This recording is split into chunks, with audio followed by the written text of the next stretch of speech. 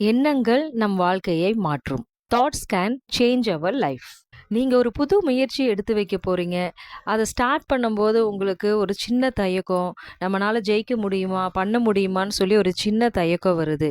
அந்த மாரி வந்ததுன்னா, எத பத்தியுமே யோசிக்காதீங்க. தைரியமா உங்களுடைய ஃபர்ஸ்ட் ஸ்டெப்ப எடுத்து வைங்க. கண்டிப்பா நீங்க மட்டும் தான் ஜெயிக்க போறீங்க.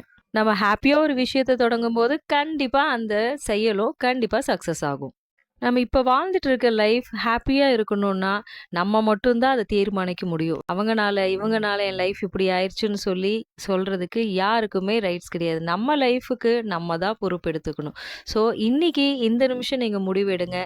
ஹேப்பியா உங்க லைஃப நெக்ஸ்ட் ஒரு புது முயற்சி எடுக்கிறீங்கன்னா, ஸ்டார்ட் பண்ணுங்க. இந்த யுனிவர்ஸ் உங்களுக்கு நல்லபடியா அத ஜெயிச்சு குடுத்துரும். சில விஷயங்கள் செய்யும்போது நமக்கு பயம் வரலாம். அந்த பயம் ஏன் வருதுன்னா, இது சரியா இருக்குமோ? தப்பா இருக்குமோ? இது